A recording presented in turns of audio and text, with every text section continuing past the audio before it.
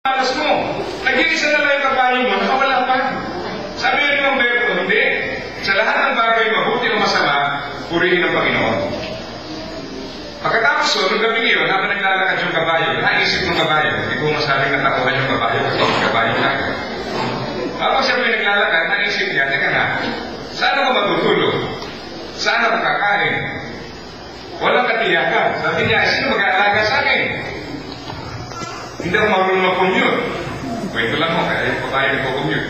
At habang siya pinaglalakad, naisip niya, kailangan bumalik ako sa aking amo kinabukasan. Eh, kaya lang, malayo na ko yung narating. Kaya nung gabi yun, nagpasya ko yung kabayo na kinabukasan, pagbangon, ako'y babalik doon sa rancho ng may-ari, ng Berto. So nung gabi yun, siya pinatulog sa labas, at nabuho yung istorya ng alibuhang kabayo. At matapos po yun, kinabukasan, pagising niya, nagsimula siya bumalik. Habang siya may naglalakad pabalik, nakasalubong po niya yung maraming kabayo na walang may-ari, yung wild.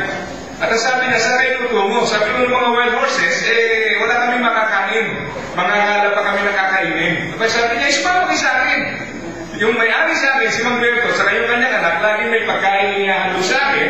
At bukod doon, meron paliliguan, may magpapaligo sa akin. At secured na secured tayo ron. Malagi tayong babantayan sa loob ng radyo. Sumama ko, yung mga kabayo. At pagdating ko kay Mang Berto, madaling araw pa lang, nagulat ko, sapagkat pagising ni Mang Berto, ang daming kabayo, nandun yung nawala, nandun yung karagdagan, at bukod doon, yung mga kapitbahay, nakapila na. Chismoso at chismoso eh. Nandun lahat. At sabi nila, Mang Berto, swerte mo. Katay mo na wala yung isa. Tapos ngayon, ang dami-dami, bumalik.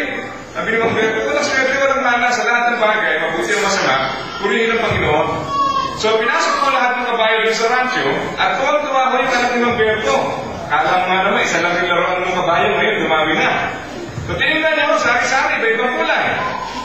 Meron mong black, meron mong brown, meron puti, may batik-batik. At siyempre, kwento lang, meron mong pink, tangerine, magenta, nagtagan na ako natin.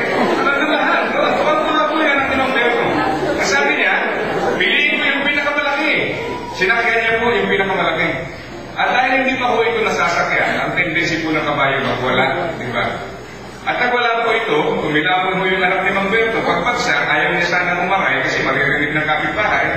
Kaya lang alam naman natin ang chismis, mabilis, hindi pa siya nalalaglag, nandun na yung mga kapitbahay. Nagsabi ng kapitbahay, Mang Berto, malas. Ay bakit?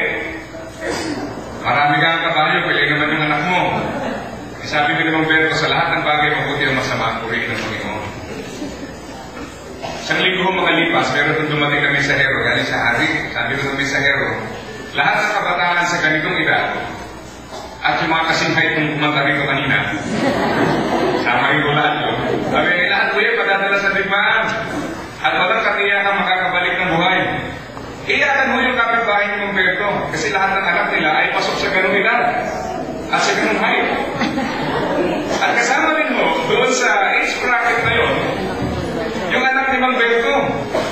Pero sabi po nung mensahero, lahat sa ganitong edad ay kasama sa digmaan, liban na lamang ang may kapansanan. Ang sabi ko, ng mga kapitbahay, Mang Berto, ang sabi, swerte mo, lahat niya, sila nga anak mo, kasama mo naman, mga anak namin, maayos ang katawan, pero padadala sa digmaan. Siyempre, ang sabi ni Mang Berto, sa lahat ng bagay, mabuti o masama, purihin ng Panginoon. Kaya sa isang mananampalataya po na nagiging mapagpasalamat, ano man ang dumating sa kanyang buhay, meron po siyang katiyakan, meron siyang pag-asa. Bakit po? Sapagkat alam niya na ang Diyos na ito, bagamat may mga karanasan sa buhay na negatibo, may mga karanasan magaganda, alam niya na sa lahat ng ito ang may hawak at ang may control ay ang ating Panginoon. At ang Panginoon ito, sabi po sa Romans 8:32, kung yung kanyang anak hindi na ipagkait sa akin, ano bang bagay ang hindi na kanya ibigay? Kung ganun tayo kamahal ng Diyos, bakit tayo pababayaan ng Diyos? Kaya sabi ni Mang Berto, alam ko hindi matapos yan. Ang Panginoon ay may gagawing mainam na bagay sa dulo ng lahat ng iyan. Alam niyo po yung Roma 8:28, di ba? Ang lahat ng bagay ay nagkakalapit-lapit. Hindi po sinabi doon na lahat ng bagay mabuti, kundi ang sabi doon, lahat ng bagay nagkakalapit-lapit para sa ikabubuti. Yung lahat ng bagay doon, may mabuting bagay, may masamang bagay, may magandang karanasan, may pangit na karanasan, pero sabi po ng talata, lahat ng iyan magdudulot ng isang bagay. Katiyakan. So sa isang mananampalataya, alam niya, habang humakakbang siya sa kadiliman o kaguluhan ng sitwasyon, alam niya ang Panginoon ay pinatalang maganda. lumakas magandang karanasan sa buhay, alam niya ang Panginoon na ginagawa.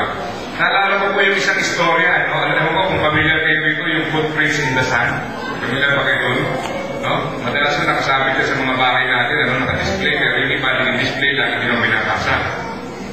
Sabi ko roon, ang karanasan daw sa buhay ay hinalitulad niya sa paglakad sa dalampasigan.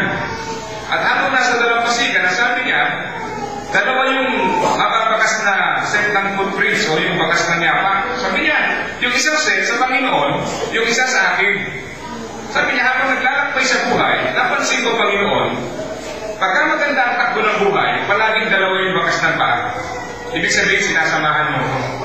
Sabi niya, bakit kung nagkasakit ako, iisa na lang yung bakas. Tapos nung umayos na naman yung kalagayan ko, dalawa na naman. Sabi niya, nung nagkaroon ako ng problema sa pera, nabawasan na naman. Nung tinutugis ako ng Meralco, nawasa, nung Bombay, na inutaran. Sabi niya, nababawasan. Sabi niya, bakit ganun? Ang akusasyon niya po sa Diyos, Panginoon, iniiwanan mo ko pag mahirap ang kalagayan mo. Alam niyo sagot ng Panginoon, anak, tignan mo mabuti. Size 9 yan. Akin yan, sabi ng Panginoon. Nung panahon akala mo iniwanan kita at nag-iisa yung bakas, ang sabi ng Panginoon, yan yung panahon na binuhat kita. Dala-dala kita. Kaya hindi kita iniwanan, sinamahan kita. Si Apostol Pablo po, nung sinulat niya yung Pilipos sa ating pinag-aralan at kung saan sinabi niya na iaalay niya yung buhay sa Diyos, yun po yung panahon nasa loob siya ng bilangguan. Isipin niyo po isang taong nasa loob ng bilangguan, pero sabi niya, nais kong iaalay ang ating buhay sa Diyos. Sa lahat ng pagkakataon, ako'y nagagalak sa Panginoon. Bakit? Dahil alam niya may katiyakan na ang Panginoon ang gagawa sa kanyang buhay. So nakita niyo po yung katiyakan iyon. Ano ang pangahawakan natin? Ang katotohanan ng mga Diyos na ibigay yung kanyang anak, gaya po ng pagdiriwang natin ng Kapaskuhan, na ibigay yung kanyang anak para sa atin, ano bang bagay ang hindi kayang ibigay ng Diyos?